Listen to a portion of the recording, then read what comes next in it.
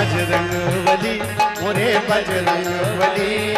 आत्मा ने बड़े सरल शब्दों में इसका अनुवाद किया, जग की सेवा खोज अपनी प्रीति प्रभु से कीजिए। जग की सेवा खोज अपनी प्रीति प्रभु से कीजिए, जिंदगी का राज है यह जानकर जी लीजिए। इसीलिए श्री रामकृष्ण परमहंस जी के पास कोलकाता शहर से एक भक्त आए, प्रणाम किया, थोड़ी देर बैठे, कहा कि बाबा सुना है काली माता आपको दर्शन देती है। बाबा ने कहा कि अगर देती हो तो। वह व्यक्ति बोला मेरा निवेदन यह है कि काली माता जब आपके पास दर्शन देने आए तो उन्हें आप हमारे पास भेज देना।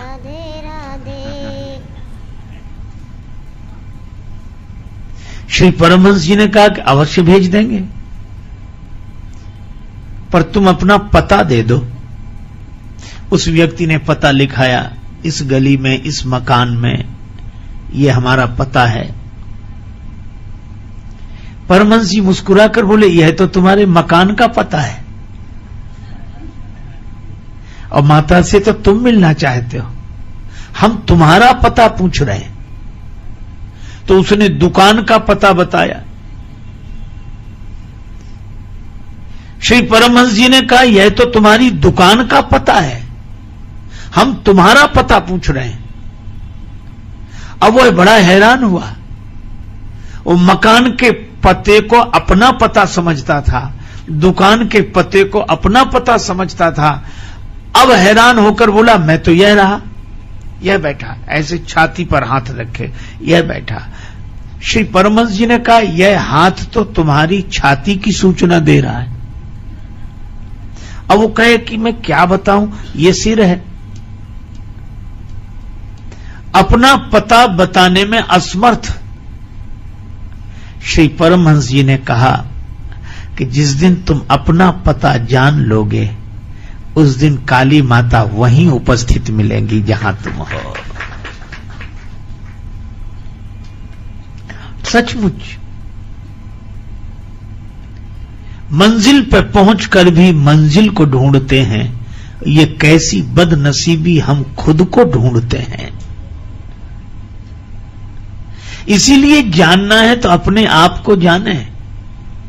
ऐसा नहीं कि लोग हमें जानते न हो, हम अजनबी तो हैं मगर अपनी नजर में हैं। अपने को जानना हो तब अपने आप को जाने।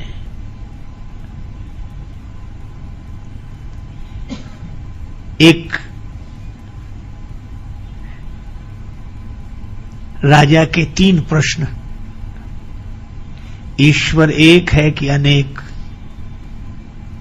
है, तो रहता कहां है, मिलता कैसे है, तीसरा करता क्या है। राजा ने बड़े बड़े विद्वानों से पूछा, 3 ही प्रश्न, ईश्वर एक है कि अनेक, रहता कहां है, मिलता कैसे है, और वो करता क्या है। लोगों ने अपने अपने तरह से उत्तर दिए, राजा संतुष्ट नहीं हुआ। एक दिन राजा अपने घोड़े पर बैठकर जा रहा था, सामने से अलमस्त महात्मा ब्रह्मानंद की मस्ती में लीन, स्वरूपानंद की मस्ती में लीन, मस्ती से झूमते चले आ रहे थे। इसने महात्मा को देखा तो वही प्रश्न किया कि ईश्वर एक है कि अनेक, रहता कहां है, मिलता कैसे है, और करता क्या है। महात्मा उसी मस्ती में बोले कि यह कोई पूछने का ढंग है, तुम घोड़े पर बैठे हो, हम रास्ते में खड़े हैं, अरे पहले कहीं ठहरा,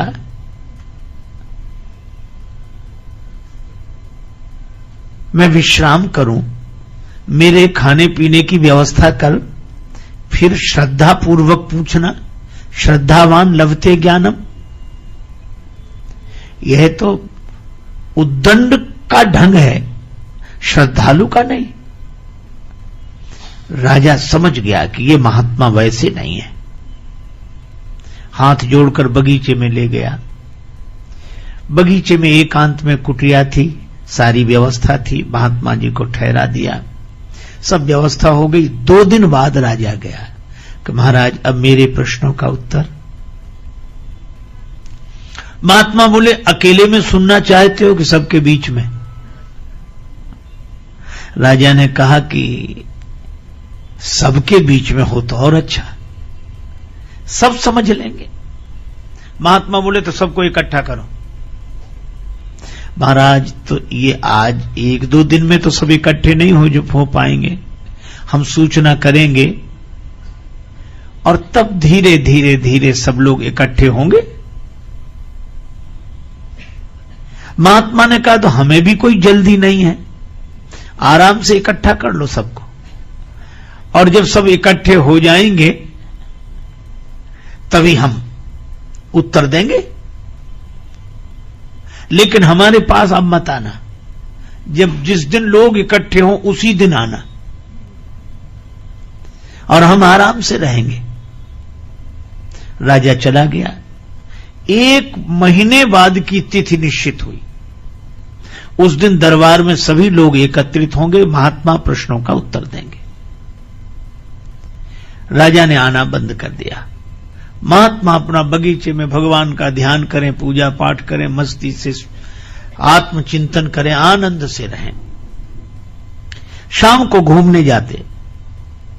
खेत पर एक किसान काम करता, सवेरे मिल जाता, शाम को मिल जाता। महात्मा ने उससे मित्रता कर ली और किसान से कहा कि कभी हमें काम पड़े तो हमारा कहना मानोगे? जो आज्ञा महाराज। अब 3 दिन बचे उस तिथि में। महात्मा ने किसान से कहा कि हमें जरूरी काम अब आ गया है, कल तक बता देंगे। महाराज बताओ। बता देंगे। अब जब 2 दिन बचे तो महात्मा ने कहा कि अब बताएं? हाँ। अच्छा कल बताएंगे। अच्छा ठीक है। 1 दिन बचा तो महात्मा ने कहा कि तुम महात्मा बन जाओ। अरे बोले महाराज हमारा परिवार घर बार, हम ऐसे कैसे? महात्मा बोले वैसे नहीं, महात्मा होने के लिए नहीं कह रहे हैं, महात्मा बनने के लिए कह रहे हैं। सचमुच होना तो कठिन है, साधु होना कठिन है। चढ़ना पेड़ खजूर, चढ़े तो चाखे प्रेम रस, गिरे तो चकना चूर। होना कठिन है पर बनने में क्या कठिनाई? तो बोला महाराज, महात्मा बोले 1 दिन के लिए बन जाओ। ठीक है महाराज, सिर मुड़ा लेते हैं, आपकी तरह कपड़ा पहन लेते हैं। और महात्मा बोले एक शर्त और। क्या? अपना लिबास हमें दे दो, हम किसान बने तुम महात्मा बनो। अच्छा महाराज यही भी। अब महात्मा बन गए किसान, बड़ी बड़ी दाढ़ी बाल और किसान के कपड़े पहने, महात्मा के सामने हाथ जोड़े और किसान बन गया महात्मा। महात्मा बोले डरना नहीं, राजा के सामने चलना है। फिर राजा पूजा करेगा, आरती करेगा, प्रणाम करेगा, तुम डरना नहीं। वो बोला महाराज ये तो सब ठीक, लेकिन राजा साहब जब प्रश्न करेंगे सिंहासन पर बिठा के तब? महात्मा बोले हम तो साथ में हैं, कह देना ये तो हमारा घास छीलने वाला जवाब दे देगा, फिर हम जवाब दे देंगे। हाँ ये ठीक है। महात्मा गए। अब वेश से वो साधु दिखे। अब राजा को संदेह हो, लेकिन अब क्या करे? प्रणाम किया, पूजा की और आरती। महाराज विराजे ऊंचे आसन पर, महात्मा के वेश में किसान था वो बैठा और महात्मा किसान के वेश में नीचे बैठे, सिर झुकाए। राजा ने कहा कि महाराज हमारे 3 प्रश्न हैं, आपने कहा था हम उत्तर देंगे। हां बोलो। पहली बात, ईश्वर एक है कि अनेक? दूसरी बात, वो रहता कहां है, मिलता कैसे है? तीसरी बात, वो करता क्या है? वो किसान तो पहले से पढ़ा हुआ था। कहने लगा, राजा साहब क्या साधारण सवाल पूछे हैं, इन प्रश्नों का उत्तर तो हमारा घास छीलने वाला किसान दे देगा। राजा को लगा कि इतना सब आयोजन किया और ये कहते किसान दे देगा, पर महात्मा बैठे थे किसान के रूप में। कहने लगे, हां राजा साहब पूछो, मैं उत्तर दूंगा, गुरुजी ने हमें सब बता दिया, मैं उत्तर दूंगा, पूछो। अच्छा चलो भाई किसान तुम ही बताओ। राजा ने कहा कि वह ईश्वर एक है कि अनेक। किसान ने कहा कि राजा साहब मैं बिना पढ़ा लिखा किसान, और आप पढ़ाई लिखाई के सवाल पूछते हो, कोई एक है कि अनेक है, तो फिर निर्णय कैसे हो? एक काम करो राजा साहब, आप कुछ मणियां मंगा लो, ठीक है, गिनना आप, फैसला हम करेंगे। राजा बोला ये ठीक है। एक थाल में मणियां आ गई। अब राजा ने गिनना शुरू किया, एक मणि उठाई और एक मणि उठाकर राजा बोला एक। किसान ने कहा बिल्कुल ठीक, रख दो, रख दी। अब दूसरी मणि उठाई, राजा बोला दो।